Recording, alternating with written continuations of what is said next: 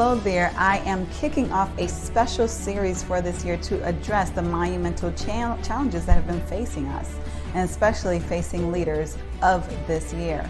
Addressing diversity seems like an appropriate place to start, since many of the inquiries that I've been receiving as of late have been around that effort. In the 1990s, diversity was the cool buzzword to have on the wall of many companies, on the paintings in offices, or perhaps even as a principled value on the careers page of many company websites. In the early 20s, that continue to echo that same sentiment within that year. But the commitment that was originally ignited seemed to dwindle a bit. Perhaps the need did not seem as apparent anymore. After all, there was the increase, regardless of the size, of faces that looked different from the majority. Diversity began to morph into a broader requirement that no longer meant expanding the opportunities and representation of the community customer base, or even of those who were traditionally exploited and alienated as initially intended. It began to mean differences in general. If we have people who are all different in some way, we're representing diversity, are we not? We have introverts, we have extroverts, we have the innovators as well as the producers, we have the left-handed and the right-handed, and if we are really bold, we will even focus on gender diversity, bringing in more females. However, racial diversity became something passé, as inappropriate to bring it up as when it initially became a very important goal. Only decades prior, it was a priority, and only decades later, it became out of fashion. And you better not dare speak of racism, because if you are so lucky to be one of the selected few to get let in, you certainly did not want to risk that access. Now comes a time when we are all humbled. The United States is humbled, and dare I say, the world has been humbled.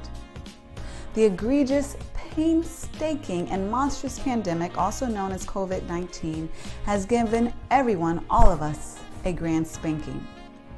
Regardless of your privileged position, it has everyone searching for the steering wheel, the continuous drive to regain what we perceived as control. On the best days, we even aim to grasp an intimate purpose for our lives. While our wounds were still open, some may have perceived theirs as healing or being healed, and others with gashes wide open. George Floyd happens. For some, this was the absolutely last emotional straw, the last straw of racism that had been detrimentally deadly to their livelihood, figuratively and physically, for a very long time. And for others, it was the last straw because they were already against the wall due to the lasting damage of this pandemic and other environmental conditions. And for some, well, for others, their eyes were opened for the absolutely first time, if you can imagine that. Or perhaps it was the first occasion that they had to focus, the opportunity to focus on such ugliness that was nothing short of a rerun for many others. Perhaps it was the explosive cocktail that was created between a massive killing pandemic and a video that would give Freddy Krueger the chills. Whatever the reason, what appears to be a tipping point, the need for diversity, and dare I even say racial diversity, once again has our attention. I would like to spend some time focusing on 7 steps to expanding diversity within your organization. What is not covered comprehensively in this vlog is inclusion. Inclusion is very important, and I would say a class above diversity. And diversity is like the prerequisite, if you will, of inclusion. it's definitely easier to accomplish of the two. Though some may argue the opposite, ideally you would commit to taking both classes at the same time. And I know that some are saying, isn't diversity hard enough? Yet, if we are honest, yes, it is. It is, especially in this country. However, diversity is not and never will be sustainable without inclusion. So given the limited time available in this vlog, and kudos to those who are still here listening to me, because I know time is limited for many of us, we're going to focus on company diversity specifically. So step number one in achieving diversity for your organization is acknowledging that you don't know what you don't know. When I think of several conversations that I have had with people who work in talent acquisition for many major companies, or even professional associations for that matter, where there has been a lack of diversity, the main argument is that they cannot seem to find the right people of color. That it's so hard to find people of color to fill those roles and to be interested. Now, admittedly, I will say to you, I will confess, I'm often thinking, though sometimes not saying or asking, is it that you cannot find people of color, or you don't know what you just don't know? And the truth is that homogeneity is the most basic and easiest way to make decisions. And that is for all of us. So while kindergartners are the most loving and collaborative and friendly people among each other, they do tend to cling to one another. While they may be friendly to everyone, they bond with each other based upon their common experience living in a world of unknowns where they know a lot more than people think that they do, and they're often underestimated. And one of the first things that they learn is to categorize. They group the round shapes with other round ones, the purples with the purples, and the greens with the greens. Categorization, we learn from an early age, saves us time. And as we grow older, we continue to advance in the skill of categorization. Categorization adds efficiencies to our lives that we otherwise would not have. I personally have coded my closet based upon occasion, based upon the color of the material.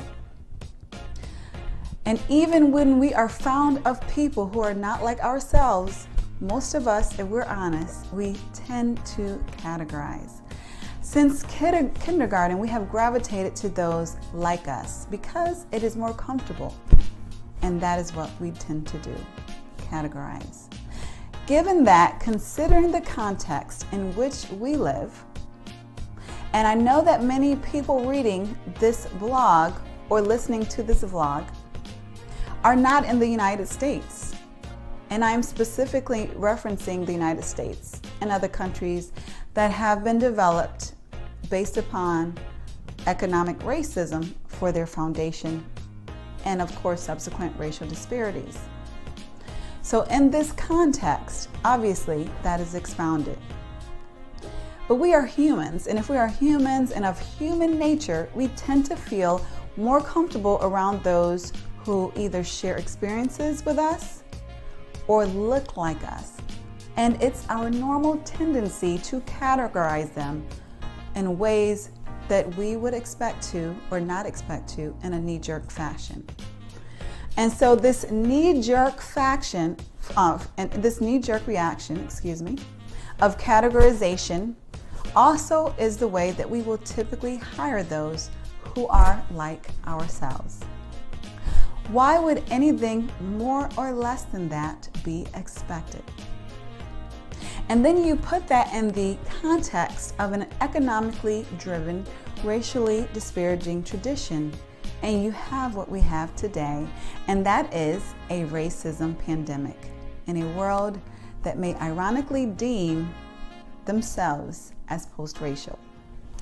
I am reminded of a time when I was in church. I'm still in church, but there was a special occasion where blue was the color that we were to wear. Now, I went shopping and I went to at least 3 of my favorite stores, and I could not seem to find that right blue dress. Interestingly enough, I saw several green dresses. There were just green dresses all over the place. And perhaps, maybe just perhaps, that's because green is my favorite color. I wasn't used to wearing blue, I would admit, and blue was a stretch for me, and I rarely, if ever, wore blue. I eventually found a blue dress online, but I lacked a connection to it. I just was not used to wearing it. Sure, some may be offended that I dare compare people to dresses. And I agree, it's not that simple.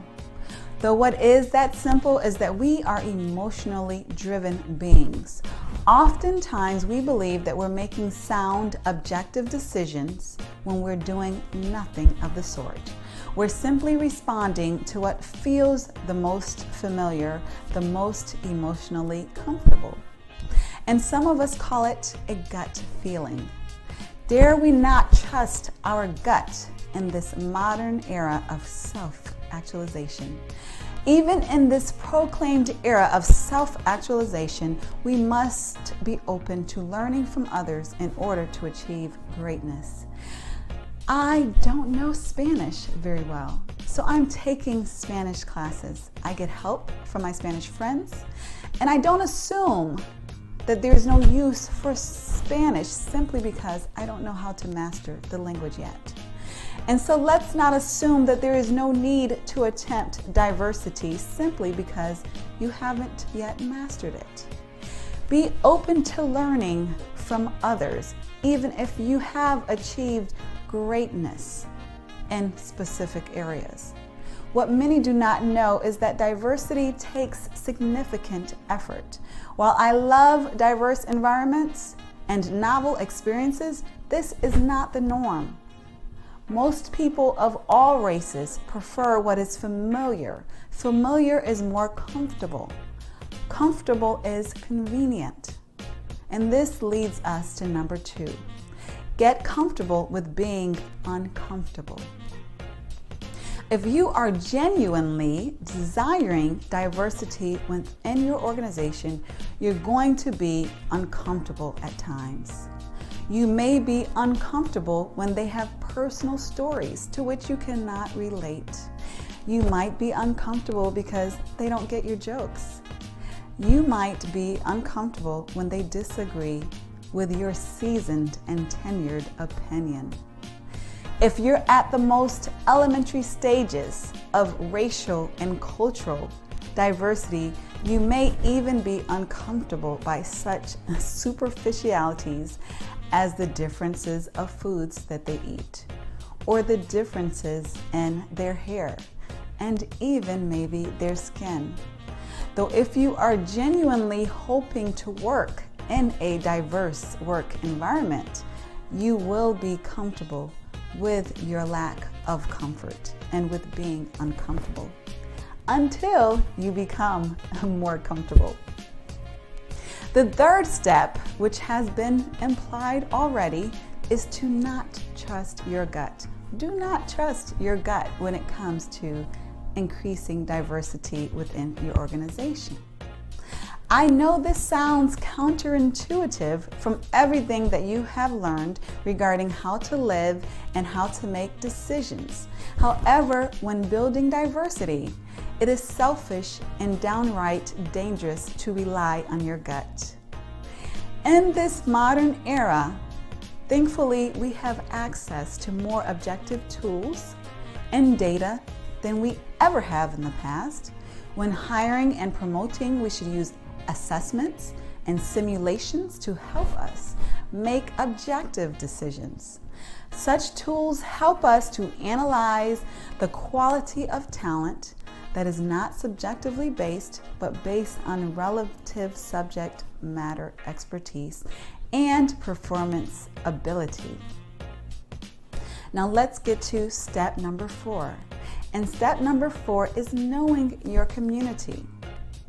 Know your community base because it is important for 2 reasons. Firstly, the more that you know your community base, the more knowledgeable that you will be in finding and attaining diverse talent that is not far away. Quite conveniently, a community base can conceivably be global at this point in our modern era. This is most commonly found among higher level positions that typically include searches that will pay, will reimburse, will sponsor relocation globally even. The second important reason that you want to be intimate and know your community base is because every organization should be an asset to their community. Not just a taker, but an asset. So if you're familiar with the community, if you're familiar with the inhabitants of the city in which your organization resides, then it will be difficult to understand it will be difficult for you to not understand how your community needs your service. And it will be easier for you to understand how you can ultimately serve your community.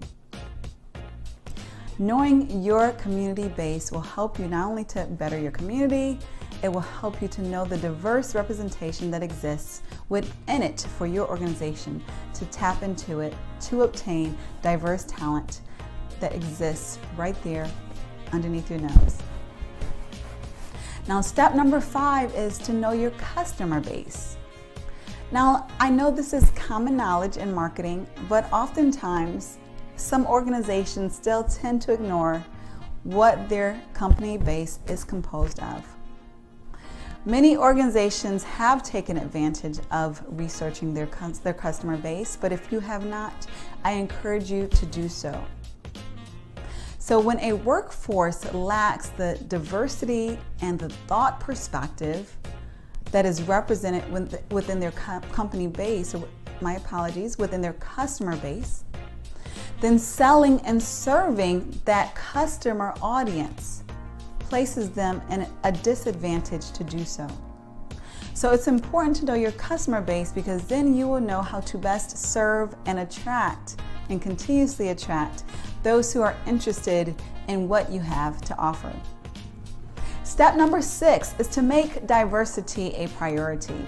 Yes, if you're reading this, you have an intention of increasing diversity within your organization, hopefully.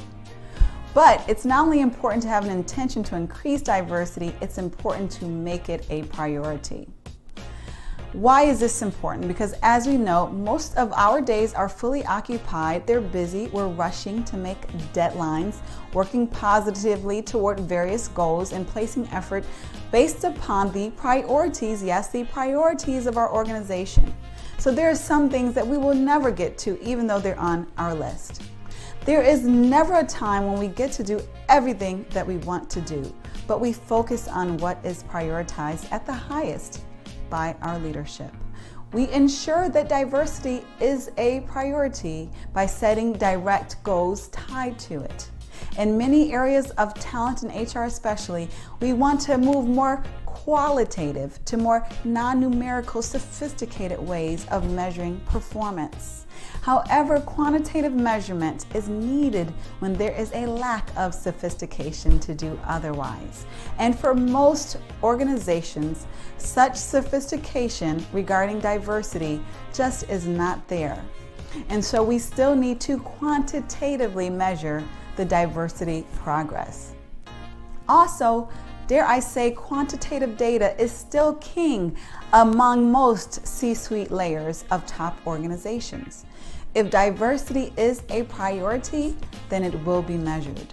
What is a priority is measured, and as we all know, what gets measured is what gets done. For example, in talent acquisition, are recruiters rewarded or evaluated based upon how highly they're providing diverse represented slates? Are there staff members with significant ties to underrepresented communities on the decision-making panels? Are leaders requiring a diverse representation of interviews when they are hiring? Are there active promotions and active sponsorship and mentor opportunities and programs for underrepresented groups? This helps to expand diversity, especially among the higher ranks of the organizations. And step number 7 is to be consistent. As Coach John Wooden once said, character is measured by what we do when no one else is looking. So if diversity is a real goal of your organization, then you want to institutionalize those practices far beyond what is publicly visible. But you want to communicate to your team, to your organization, that diversity is an important value of your organization. The best way to institutionalize diverse efforts is to make it a part of your traditional dashboards. When you measure quarterly the performance of your organization or your team, you can also measure hiring and retention of diverse talent bases.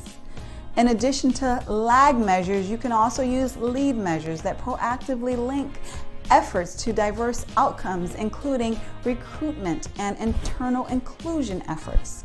If you find this information interesting or helpful, I have a big ask for you, and that is to please share it with others, because I know that there are some people who are genuinely struggling with diversity, and I want this to be a help with them.